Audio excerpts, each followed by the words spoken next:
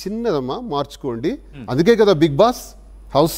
అలాంటి మార్పులు తెలుసుకోవటానికే కదా అని నమ్ముతున్నారా మార్పు వస్తుందని చెప్పి. అంటే మాధురిలో ఒకటి నాగార్జున గారు అన్న మాటను కూడా నేను సమర్థిస్తాను. ఒక్కోసారి తను ఏమవుతుందంటే ఇమీడియట్గా రియాక్ట్ అవుతుంది, కోపం ఎక్కువ. ఒక్కొక్కసారి అంటే మంచి చెబుతుంది, మీకు చెప్పాలనుకున్నది చాలా మంచి మనసుతో చెప్తుంది, కానీ అన్నీ చెప్పే విధానం అగ్రెసివ్గా ఉంటుంది భాష.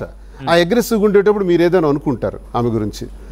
నేను అది చాలాసార్లు చెప్పాను, మాటని పరుషంగా మాట్లాడకుండా అదే మాటని సార్ ఏంటి ఇలాంటి పని చేస్తున్నారు మీరు అనొద్దు.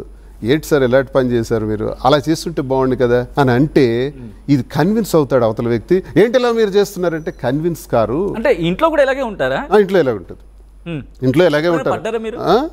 నాన్నేమో అమ్మో నా వరకు ఏది తన మనసులో కాదు కదా, తన బాడీలో కాదు కదా, ఎక్కడ నేనున్న ప్రజెన్స్లో తన బిహేవియర్ వేరు, ఎలా ఉంటుంది, చాలా ప్రాంతం ఉంటుంది. నా దగ్గర అలాంటి భాషే మాట్లాడదు, చాలా చాలా కేర్ఫుల్గా, చాలా లేదు ప్రేమ ఉంటుంది మాలో. బుజ్జగించడాలు బెదిరించుకోవడాలు ఉండవు, ప్రేమే ఉంటుంది, అభిమానం ఉంటుంది.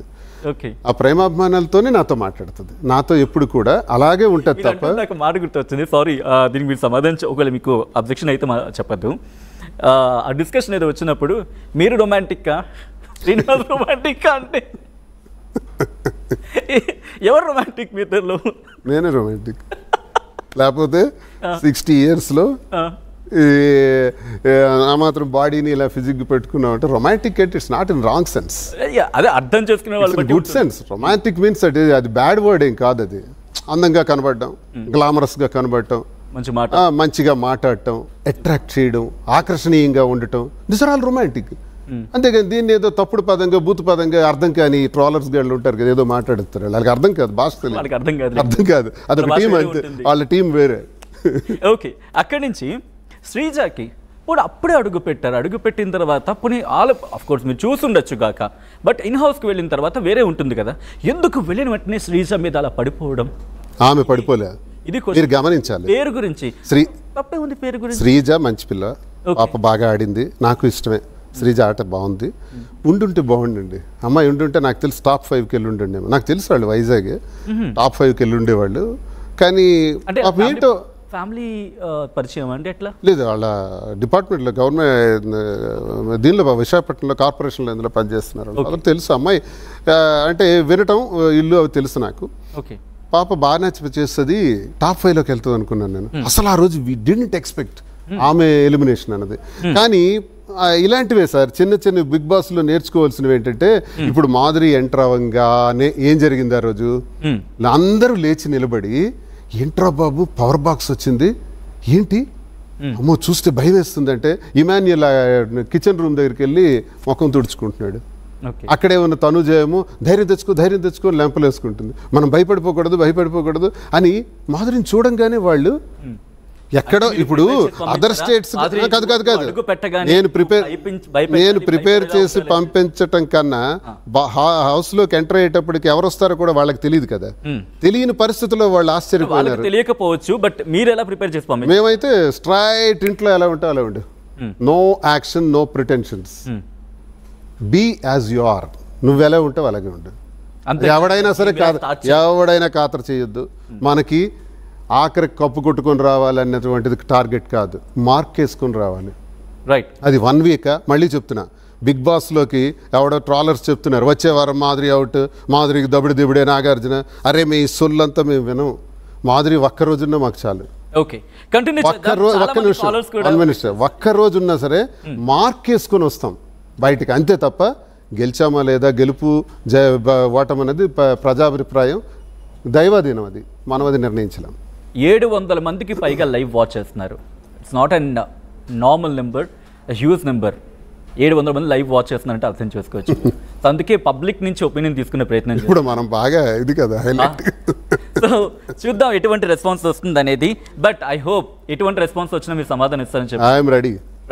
So let's take calls. So మీరు కూడా కాల్ చేసి శ్రీనివాస్ గారిని క్వశ్చన్ చేయాలనుకుంటే he's ready to answer. And అలాగే శ్రీనివాస్ గారిని కావచ్చు, లేకపోతే మాధురిని సపోర్ట్ చేయాలనుకున్నా you can call.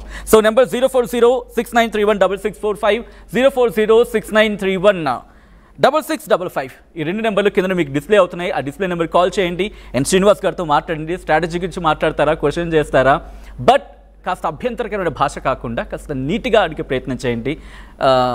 Of course మన వాళ్ళందరూ కూడా అంత నీట్గా మాట్లాడతారు తెలుసు కాబట్టి, బట్ ఎక్కడ ఉంటారుగా, సో వాళ్ళ కోసం సో కాల్ చేసే ప్రయత్నం చేయండి.